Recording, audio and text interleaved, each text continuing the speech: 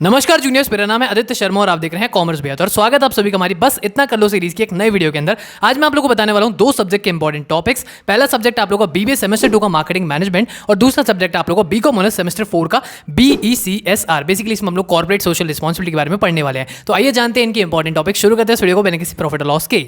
हम लोग पहले डिस्कस करते हैं बीबीए सेमेस्टर 2 के मार्केटिंग मैनेजमेंट के इंपॉर्टेंट टॉपिक्स। मार्केटिंग मैनेजमेंट मेरे ख्याल से आप लोगों को पहले सेमेस्टर 2 में नहीं हुआ करता था। ये बीबीए के अंदर आप लोगों को सेकंड थर्ड ईयर के अंदर सब्जेक्ट आता है। सेकंड ईयर के अंदर बेसिकली सब्जेक्ट आता है, बट इसको फर्स्ट ईयर के अंदर डाल दिया गया है। एज इस साल आप लोगों का सब्जेक्ट जो सिलेबस है वो आप लोगों को अपडेट करा गया, सब्जेक्ट्स को इधर उधर डाला गया है। सो आप लोगों का ये सब्जेक्ट अब फर्स्ट ईयर के अंदर आ चुका है। आइए जानते हैं इसके इंपॉर्टेंट टॉपिक्स क्या क्या है। सबसे पहला टॉपिक जो आप लोगों को करना है वो है आप लोगों की मार्केटिंग की फिलॉसफीज। मार्केटिंग की 5 या फिर 6 टाइप की अलग अलग फिलॉसफीज आती है। एक आप लोगों को और कॉलेज के अंदर देखने को मिलती है। जो यूजुअल 5 है वो आप लोग अपने स्कूल के अंदर पढ़ के आते हैं बिजनेस स्टडीज के अंदर। तो सबसे पहले क्या पढ़ना है, मार्केटिंग की फिलॉसफीज पढ़नी है। सेकंड पॉइंट क्या आता है, माइक्रो और मैक्रो एनवायरमेंटल फैक्टर्स आप लोगों को देखने हैं। माइक्रो फैक्टर्स कौन से होते हैं, मैक्रो फैक्टर्स कौन होते हैं आप लोगों के। मैक्रो फैक्टर्स के अंदर आप लोग क्या आते हैं, पेस्टल। पी से आप लोगों को पॉलिटिकल हो जाता है, ई से इकोनॉमिकल हो जाता है, एस से आप लोगों को सोशल टेक्नोलॉजिकल एनवायरमेंटल लीगल, ऐसे आप लोगों के फैक्टर्स होते हैं। ये आप लोगों को पढ़ना है। इसके अलावा आप लोगों को पढ़ना है एसटीपी के बारे में। ये एसटीपी क्या होता है, सेगमेंटेशन, टारगेटिंग, पोजिशनिंग। एसटीपी के बारे में अच्छे से जान लेना। इसके अंदर जो जो चीजें सिलेबस में दे रही है सब कुछ अच्छे कर लेना, क्योंकि एसटीपी में से एक के ऊपर क्वेश्चन डेफिनेटली बनेगा आप लोगों का। नेक्स्ट आता है आप लोगों को प्रोडक्ट स्ट्रेटजीज। प्रोडक्ट की क्या स्ट्रेटजीज होती है, प्रोडक्ट को कैसे चूज किया जाता है, उसके बारे में एक बार देख लेना। ब्रांडिंग वगैरह का थोड़ा बहुत पढ़ सकते हो। फिर आता है आप लोगों का एक topic new product development. New product develop हम लोग कैसे करते हैं, उसका क्या प्रोसेस है, उसके बारे में क्वेश्चन आ सकता है। नेक्स्ट है आप लोगों का टॉपिक जिसके अंदर हम पढ़ते हैं प्रोडक्ट लाइफ साइकिल के बारे में। तो प्रोडक्ट लाइफ साइकिल एक ऐसा इंपॉर्टेंट टॉपिक है जो कि आप लोगों को करना है। प्रोडक्ट लाइफ साइकिल के सारे स्टेप्स देख लेना। प्रोडक्ट लाइफ साइकिल हमारे 4 स्टेप्स होते हैं। प्रोडक्ट जब आता है, फिर उसके बाद ग्रो करता है, मैच्योर होता है, फिर उसके बाद डिक्लाइन कर जाता है। वो पूरा पूरा ग्राफ वहां पे दे रखा है, उसको पढ़ लेना। फिर आता है नेक्स्ट टॉपिक आप लोगों का प्राइसिंग के मेथड्स और स्ट्रेटजीज। प्राइसिंग के बारे में आप लोगों को पढ़ना है, प्राइसिंग के क्या मेथड्स होते हैं। प्राइस अगर मैं सेट कर रहा हूं तो उस टाइम पे मैं क्या सोचूंगा, क्या ऑब्जेक्टिव्स रखूंगा, क्या स्ट्रेटजीज होती है, वो सब एक बार देख लेना।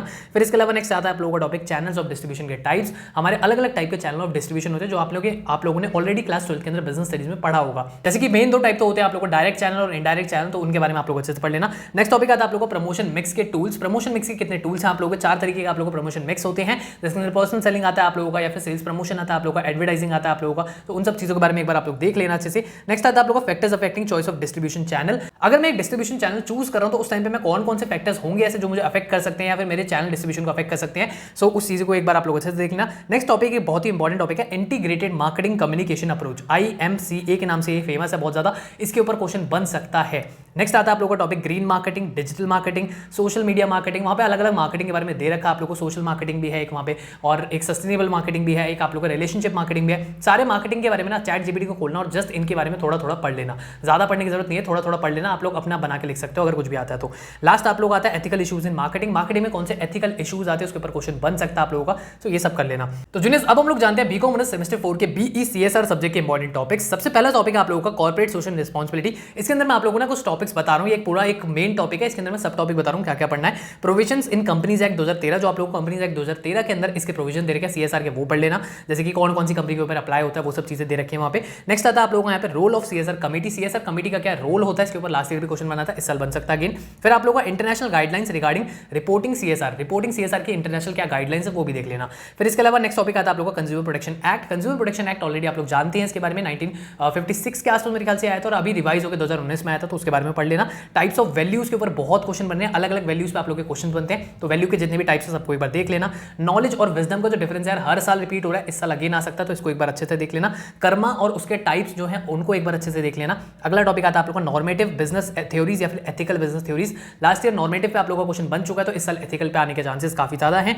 ईथोस एंड वेदांता के बारे में आप लोग पढ़ के जाना। ईथोस क्या होते हैं, वेदांता क्या होते हैं मैनेजमेंट के अंदर, इनके बारे में पढ़ लेना। फिर विसल ब्लोअर की क्या पॉलिसी है उसके बारे में लास्ट ईयर भी क्वेश्चन बना था, उससे लास्ट ईयर भी आप लोगों का क्वेश्चन बना था, इस साल अगेन बन सकता है विसल ब्लोअर के ऊपर। नेक्स्ट आता है आप लोगों का topic steps involved in setting standard of ethical behaviour in firm. अगर मेरे को एक एथिकल बिहेवियर के ऊपर स्टैंडर्ड सेट करने हैं तो क्या स्टेप्स रहने वाले हैं स्टैंडर्ड्स को सेट करने के लिए, वो एक बार आप अच्छे से देख लेना। नेक्स्ट आता है आप लोगों का कंज्यूमरिज्म। कंज्यूमरिज्म आप लोग डायरेक्टली कुछ मत करना, इस टॉपिक को सीधा चैट जीपीटी पे डालना, एक थ्योरी आ जाएगी, मतलब आप लोगों को एक समरी मिल जाएगी, उस समरी को पढ़ लेना या फिर याद कर लेना, वो आपकी मर्जी है। अगला आता है आप लोगों का इनसाइडर ट्रेडिंग की कुछ एक्टिविटीज। कौन कौन सी ऐसी एक्टिविटी होती है जो कि इनसाइडर ट्रेडिंग मानी जाती है, उसके बारे में आप देख सकते हैं।